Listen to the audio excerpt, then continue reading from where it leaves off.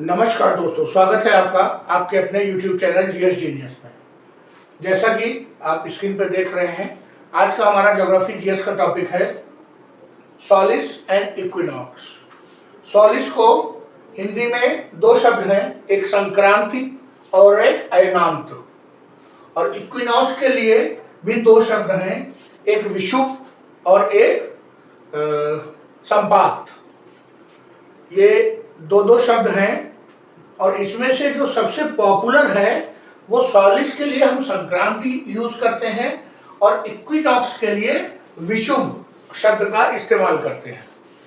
तो अगर हिंदी में क्वेश्चन आएगा तो वो संक्रांति और इक्विनॉक्स का अर्थ है विषुव।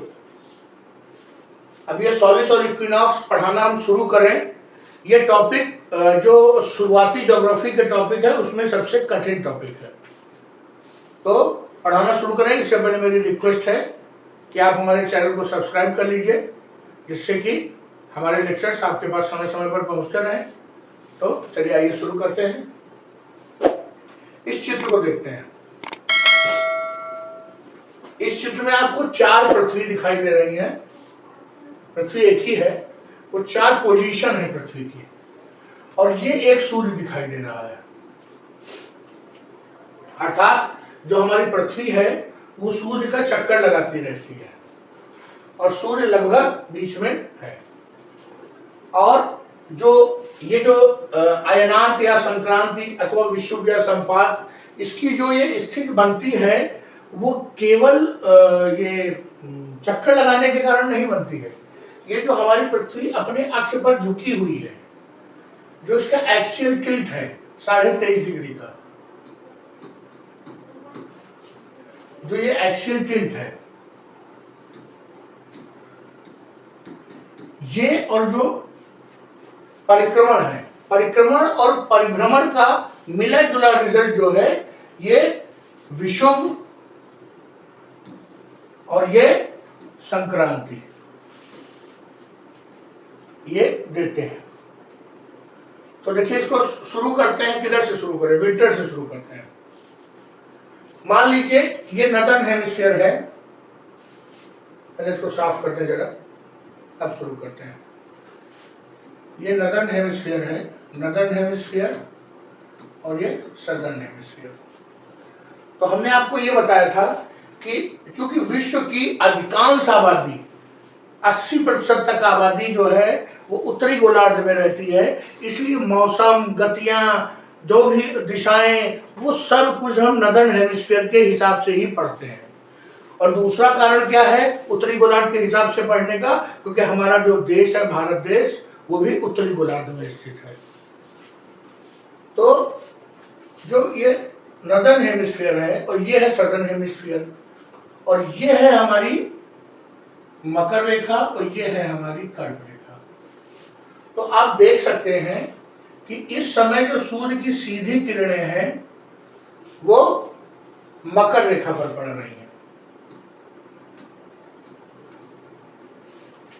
तो आप समझ सकते हैं कि जो पृथ्वी का ये हिस्सा है, यहां पर इस समय सूर्य की सीधी रेखा है, यहां पर गर्मी पड़ रही होगी, यहां पर क्या होगा? समर होगा। और जो ये हिस्सा है जो मैं रंगे दे रहा हूं, यहां पे क्या होगा? विंटर, अर्थात सर्दियां होंगी। क्यों? क्योंकि ये जो टिल्ट है तो ये हिस्सा नजदीक आ गया, दक्षिणी गोलार्ध नजदीक आ गया। दक्षिणी गोलार्ध नजदीक आने से वहां गर्मी हो गई और ऊपर के हिस्से में सर्दियां हो गई। आप याद करिए, एक हमारा लेक्चर था, एक वीडियो है एक्सियल टिल्ट ऑफ अर्थ, उसमें मैंने आपको बताया था कि दिन और रात होते हैं ये जो, और एक्सियल टिल्ट के कारण मौसम होते हैं, और घूमने के कारण क्या होते हैं? दिन और रात होते हैं, और जो टिल्ट है उसके कारण मौसम होते हैं। तो यहां पर आप देखिए ये मौसम में चेंज आ गया। अब इसके बाद आगे ये दिसंबर 21-22 के आसपास होगा। इस समय जो ठंडक है वो अपने चरम पे होगी। और हम फिर नॉर्दर्न हेमिस्फीयर की बात करते हैं दिन छोटे होंगे और रातें बड़ी होंगी। सदर्न हेमिस्फीयर की बात करें तो दिन लंबे होंगे और जो नाइट्स हैं वो छोटी होंगी, क्योंकि गर्मियों में दिन बड़े होते हैं, सूर्य जल्दी उदय हो जाता है और देर तक जो है अस्त होता है। तो ये आपको समझ में आ गया कि दिसंबर 21-22 के आसपास हमारे नॉर्दर्न हेमिस्फीयर में सर्दियां चलेंगी। ये आप समझ गए कि यहाँ पर आ गया विंटर, इसी को हम विंटर सॉलिस या शीत संक्रांति या शीत अयनांत भी कहते हैं। चलिए अब आगे चलते हैं। अब 21 दिसंबर से हम आगे बढ़े और जाड़ा पड़ने लगा, क्योंकि हम नॉर्दर्न हेमिस्फीयर की बात कर रहे हैं और जाड़ा पड़ते पड़ते एक समय ऐसा आएगा, यहाँ पर विंटर में क्या था कि दिन जो है वो छोटे थे और रातें बड़ी थी। अब ये पोजीशन जब आएगी करीब मार्च 21 के आसपास, जो ये वर्नल इक्विनॉक्स है,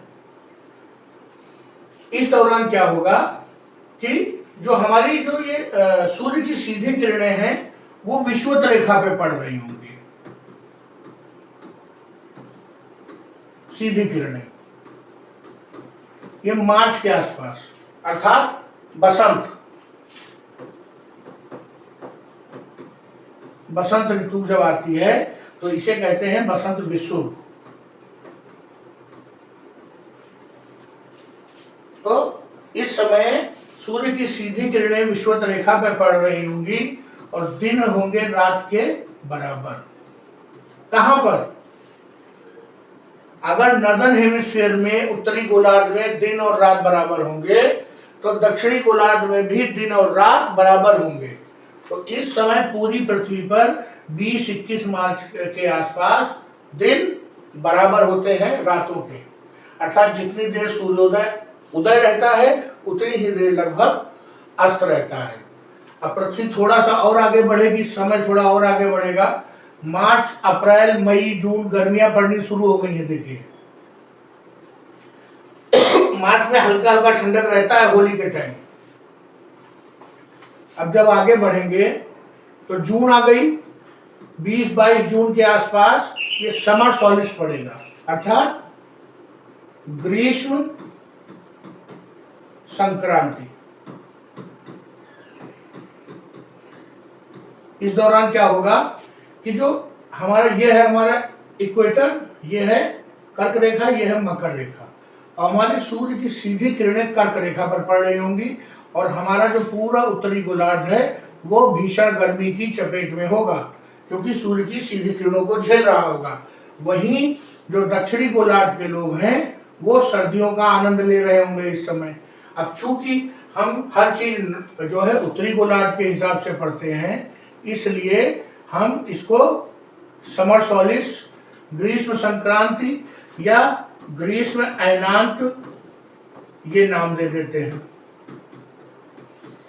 ये सब एक ही चीज है, ये और ये अलग है, ठीक है। तो पहले जब यह हमारा विंटर सॉलिस था तो सूर्य की सीधी रेखा मकर रेखा पे थी, और जब समर सॉलिस आया तो उत्तरी गोलार्ध में कर्क रेखा पर सूर्य की सीधी किरणें पड़ने लगी। चलिए अब आगे बढ़ते हैं। जून बीत गया, जुलाई का मौसम बरसात हुई, अगस्त हुआ और सितंबर आ गया। सितंबर 22-23 सितंबर के आसपास फिर से एक बार वैसी ही स्थिति बनी और सूर्य की सीधी किरणें इक्वेटर पर विषुवत रेखा पर पड़ने लगी।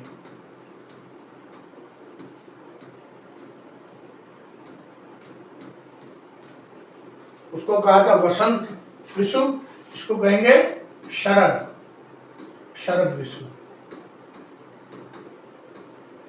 यहां पर जो ये स्थिति है इसमें भी दिन और बराबर रात, दिन और रात की लंबाई बराबर हो जाएगी।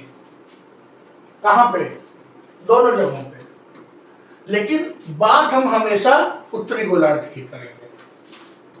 अब जब ये सितंबर से हम आगे थोड़ा बढ़ेंगे तो हमको किधर जाना है, दिसंबर के पास जाना है, अर्थात ठंडक होगी। तो क्या होगा कि दिन की लंबाई धीरे धीरे एक एक दिन कम होने लगेगी और रात की लंबाई बढ़ने लगेगी, क्योंकि हम जाड़े की तरफ जा रहे हैं। और जैसे हम दिसंबर में पहुंचेंगे, दिसंबर 21-22, तो ये जो सर्दी का मौसम है उसका चरम होगा। ये माना जाता है 21-22 के आसपास चरम पे मौसम होगा अपने। और क्या होगा कि 21-22 तारीख को दिन सबसे छोटा होगा और रात सबसे लंबी होगी। कब? शीत संक्रांति में दिन सबसे छोटा होगा, रात सबसे लंबी होगी। यहां पर क्या होगा, जब हम यहां ग्रीष्म संक्रांति में आएंगे तो यहां बसंत से मौसम बदलने लगेगा। ये सब आप अपने दैनिक जीवन में एक साल में देख सकते हैं कि बसंत से मौसम बदलने लगेगा। हमारे जो स्वेटर हैं और कंबल हैं वो रख जाते हैं इसी मार्च के आसपास। और उसके बाद से एक एक दिन की लंबाई हमारे जो बड़े बूढ़े थे वो कहते थे अब दिन बढ़ेगा, दिन बढ़ने लगे हैं। तो दिन लंबे होने लगेंगे और रातें छोटी होने लगेंगी। और जिस दिन हम यहाँ पर जून 22 के आसपास पहुंचेंगे उस दिन उत्तरी गोलार्ध में दिन सबसे लंबा होगा, सबसे लंबा दिन, और रात जो है सबसे छोटी होगी। तो आप ये देख सकते हैं कि जो लंबी रातें और लंबे दिन का जो चक्कर है वो यहां से निकलता है। जो हमारी पृथ्वी अपने एक्सिस पे टिल्ट है और वो पृथ्वी के चारों ओर चक्कर भी काट रही है, उस कारण कभी तो टिल्ट जो है सूर्य से दूर हो जाता है और कभी जो टिल्ट है वो सूर्य के नजदीक आ जाता है। तो इसी के कारण दिनों की लंबाई और बड़ाई में अंतर होता है और उसका एक समय निर्धारित है। ये दो डेटे इसलिए हैं क्योंकि जो हमारी पृथ्वी है वो एक दिन में तो 365 दिन में तो पूरा चक्कर भी नहीं करती, एक चौथाई दिन 6 घंटे और लेती है, इसलिए ये बदल जाता है, कभी 21, कभी 22, कभी 21, कभी 22। तो चलिए इस चित्र के माध्यम से मैंने आपको जो शीत संक्रांति, शीत अयनांत, बसंत विषुव, ग्रीष्म संक्रांति, ग्रीष्म अयनांत, समर सोलिस और शरद विषुव, इसके बारे में डिटेल से पढ़ाया। ये तो हो गया कॉन्सेप्ट आपका, और क्यों पृथ्वी हमारी चक्कर लगा रही है सूर्य के। अब हम वो चीज देखते हैं जहां से परीक्षा में प्रश्न आते हैं। Winter solstice. Winter solstice refers to an astronomical event when on a particular day in northern hemisphere of Earth has smallest day and longest night. Winter मतलब सर्दियां, ठंड का मौसम, और उस दिन सबसे छोटा और रात सबसे लंबी। कब? 21-22 दिसंबर को। इसके बाद क्या होगा, दिन बढ़ने लगेगा टाइम और रातें छोटी होने लगेंगी।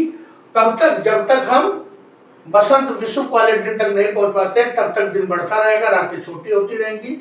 और ये जो हमारा विंटर सॉलिस है अर्थात शीत संक्रांति है, इसको ठंडक का पीक, चरम माना जाता है।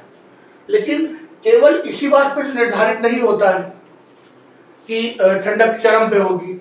अब पता चला कि हरियाणा वालों ने, पंजाब वालों ने वो जला दिया पराली और चारों तरफ धुंध छा गई, दिल्ली में ठंडक अचानक बढ़ गई, तो इन सब चीजों का भी असर पड़ता है। लेकिन प्रकृति ने ऐसे बनाया है। बाकी जितना डिस्टरबेंस हो रहा है मौसम ऊपर नीचे आगे पीछे का, वो मनुष्य की देन है। दूसरा हम देखते हैं समर सोलिस अर्थात ग्रीष्म संक्रांति।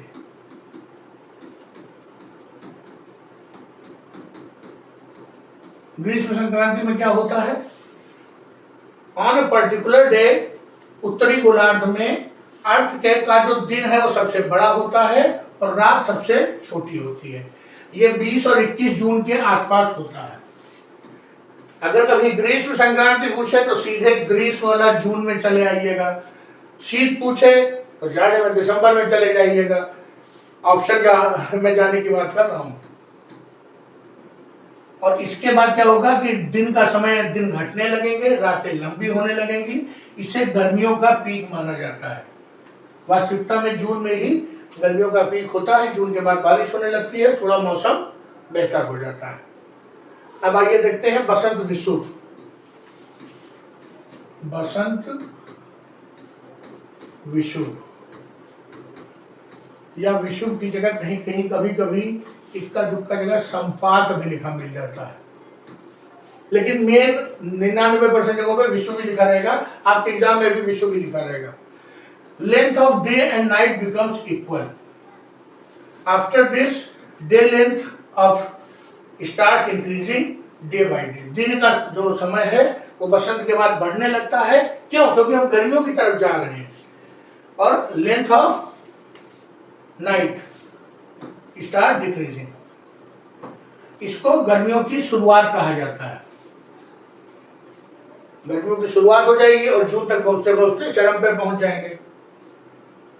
चलिए, ऑटम इक्विनॉक्स अर्थात शरद विषुव। Similar to vernal equinox, length of day and night equal on this 22-23 सितंबर के आसपास। और उसके बाद दिन का समय घटने लगता है, रात का समय बढ़ने लगता है, क्योंकि हम जाड़ों की तरफ जा रहे हैं। और 20-21 दिसंबर को पहुंचते पहुंचते जाड़े और दिन का समय एक बराबर हो जाएगा। एक बराबर नहीं हो जाएगा, मतलब दिन सबसे छोटा हो जाएगा नॉर्दर्न हेमिस्फीयर में। और ये होता क्यों है? अब ये प्रश्न उठता है कि ये सब हो क्यों रहा है। तो मैंने आपको बताया, axis of earth is tilted towards away of from sun. बीच बीच में जो एक्सिस है वो सूर्य की तरफ चली जाएगी, अर्थात जो उत्तरी गोलार्ध है वो सूर्य की तरफ आ जाएगा। और चक्कर करते समय कभी ऐसा होगा कि हमारा जो एक्सिस है वो सूर्य से दूर हो जाएगा, अर्थात जो सदर्न हेमिस्फीयर है वो पास आ जाएगा। किसी समय जो सूर्य की किरणें हैं वो ट्रॉपिक ऑफ कैंसर पे पड़ेंगी, तब वहां पे गर्मी हो जाएगी और सदर्न हेमिस्फीयर में ठंडक हो जाएगी। और जब कैप्रिकॉर्न पे पड़ेगी तो क्या होगा? नॉर्दर्न हेमिस्फीयर में विंटर हो जाएगा और सदर्न हेमिस्फीयर में समर हो जाएगा। अब हमारे दिन प्रतिदिन दिनचर्या में इसका क्या फायदा है? ज्योग्राफी एक ऐसा सब्जेक्ट है जिसमें हर चीज का प्रभाव मनुष्य पर पड़ता है। कोई भी चीज ऐसे पढ़ाई या शोध नहीं की जाती है, इसलिए इसका भी कुछ ना कुछ प्रभाव होगा। तो इसका प्रभाव ये होता है कि हम लोग जिस हिस्से में रहते हैं, भारत की बात कर रहे हैं, यहाँ पर हम ट्रॉपिक ऑफ कैंसर से विषुवत रेखा के बीच में रहते हैं। यहाँ पर बहुत अधिक ठंडक नहीं होती और गर्मी पर्याप्त होती है। हम गर्म मौसम में रहते हैं। लेकिन जैसे जैसे आप ऊपर बढ़ेंगे पोल्स की तरफ, वहाँ पे ठंडक बहुत अधिक पड़ती है। तो हर व्यक्ति को ये जाने रहना जरूरी है कि कब ठंडक बहुत ज़्यादा पड़ने वाली है, उसकी तैयारी करनी पड़ती है पहले से। उन्हें यहाँ तक कि ऐसे ऐसे क्षेत्र हैं जहाँ पर खाना भी जमा करके रखना पड़ता है, फ्यूल जमा करके रखना पड़ता है, क्योंकि इतनी बर्फ, इतनी ठंडक हो जाती है कि बाहर निकलना संभव नहीं होता। दूसरी बात, हमारे भारत में भी आपने देखा है कि जैसे जैसे गर्मी और जाड़े आते हैं तो ऑफिसेस के तो कम होते हैं, लेकिन स्कूल के टाइम 1 घंटा पहले या 1 घंटा बाद में कर दिया जाता है, जिससे कि असुविधा ना हो। पता चला कि सूरज जो है जाड़ों में 6:30 बजे निकल रहा है और स्कूल आपने 7 बजे कर दिया, बच्चे, छोटे बच्चे जाग ही नहीं पाएंगे, स्कूल पहुंच ही नहीं पाएंगे। इसलिए आप देखोगे कि जाड़ों में स्कूल का समय 9 बजे के आसपास होता है। तो ये हमने आपको संक्रांति और विषुव के बारे में डिटेल से बताया। इस पर जो क्वेश्चन बनते हैं वो कभी कभी तो ऐसे ही पूछ लेता है कि उत्तरी गोलार्ध में सबसे बड़ा दिन और सबसे छोटी रात कब होगी, दक्षिणी गोलार्ध में कब होगी। जब दक्षिणी गोलार्ध करेगा तो दिमाग लगाना पड़ेगा। इसके अलावा विषुव से आप क्या समझते हैं, बसंत विषुव से क्या समझते हैं, इस प्रकार से क्वेश्चन बनते हैं और आते जरूर हैं। तो चलिए अपने ये संक्रांति और विषुव वाले लेक्चर को, सोलिस और इक्विनॉक्स के जो वीडियो है इसको यहीं पे समाप्त करते हैं। मैं आशा करता हूँ कि आपने मेरा चैनल सब्सक्राइब कर लिया होगा, नहीं किया होगा तो अभी भी मौका है आपके पास। तो चलिए मित्रों, धन्यवाद।